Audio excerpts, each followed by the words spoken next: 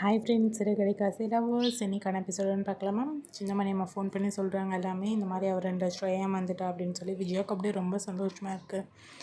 நீங்கள் எப்படி நீங்கள் சொன்ன மாதிரியே பண்ணிட்டீங்க. வீட்டில் அடக்காத கொட்டத்தை வந்து வெளியே அடக்குவாங்க ஒரு ஆள் அப்படின்னு சொன்னீங்க. அதே மாதிரி நீங்கள் அவள் கொட்டத்தில் அடக்கிட்டீங்க.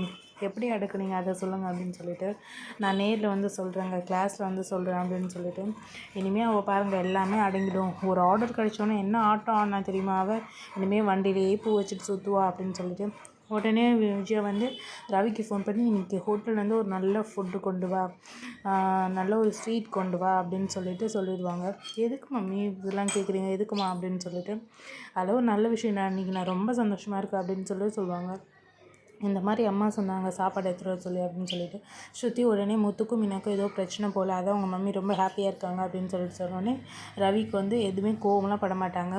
நீ சொல்கிறதெல்லாம் கரெக்ட் தான், அவங்க இந்த மாதிரி பண்ணுற ஆள் தான், ஆனால் என்ன ஆச்சுன்னு தெரியல, சரிவா எடுத்துகிட்டு போகலாம் என்னென்னு பார்க்கலாம் அப்படின்னு சொல்லுவாங்க. அப்புறம் மீனா வந்து அந்த மண்டபத்தோட ஓனர் இருப்பாங்கல்ல, அவங்க வீட்டுக்கே போய் இதெல்லாம் நடந்ததெல்லாம் சொல்கிறதுக்காக போகிறாங்க.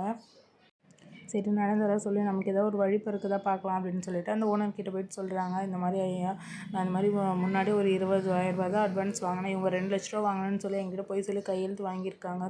நான் கையெழுத்து போட்டு அந்த பேப்பரில் வந்து அப்படி எழுதலை, அதுக்கப்புறமா நான் போய் காசு வாங்கலான்னு போகிறேன், அப்போ வந்து இந்த மாதிரி காட்டுறாங்க, நான் அந்த மாதிரி பண்ணல ஐயா அப்படின்னு சொல்லிட்டு.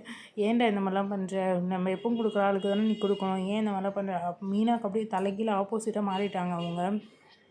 இவங்கக்கிட்ட நீதி நேர்மை கிடைக்கணும்னு வந்தால் இவங்க இந்த மாதிரி பண்ணிட்டாங்க. மீனாக்கு ரொம்ப மனசே உடஞ்சிடுது.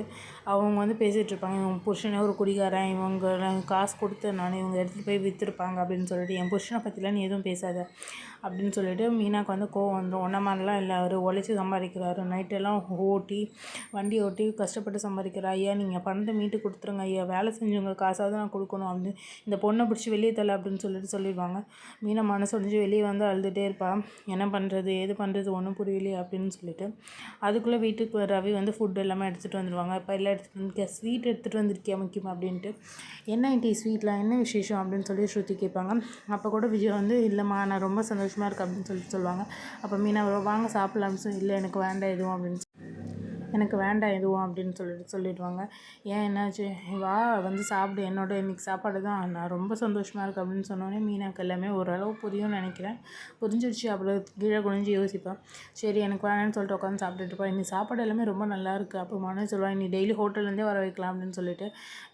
என் காசு தானே போதும் உனக்கேன் அப்படின்ட்டு சொன்னோடனே வாய மூடிட்டு சாப்பிட ஆரம்பிப்பாங்க. அதுக்கப்புறம் ரோகிணி போய் கிட்ட போய் கேட்பேன், ஏன் என்ன ஆச்சு ஆண்டி, ஏன் இந்த மாதிரி பண்ணுறீங்க, என்ன ட்ரீட் அப்படின்ட்டு.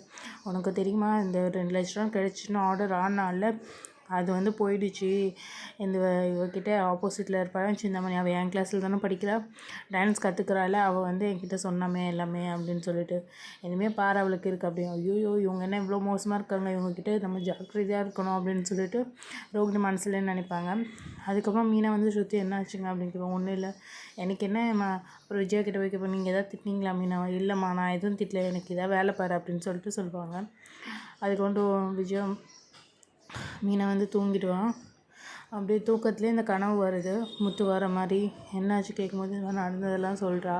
இது மாதிரி நாங்கள் போனேன், என்னை ஏமாற்றிட்டாங்க, எனக்கு காசு கொடுக்கல அப்படின்னு சொல்லிட்டு முத்து போயிட்டு அந்த ஆளை பிடிச்சி அடிக்கிற மாதிரி ஃபுல்லாக அடித்து வேணாங்கன்னு சொல்கிறா. அப்போ கூட அடித்து கத்தி எடுத்துகிட்டு குத்த போகிறாங்க. அந்த மாதிரி கனவு வருது மீனாக்கு. அது பார்த்தோன்னே ரொம்ப இதுவாகிடுச்சு கஷ்டமாக.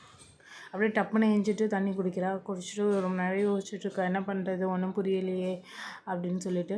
இதுதான் இன்றைக்கான எபிசோட். நம்மளோட சேனலை சப்ஸ்கிரைப் பண்ணிக்கோங்க, அப்போ தான் நாளைக்கான வீடியோ உங்களுக்கு வரும். தேங்க்யூ, பாய்.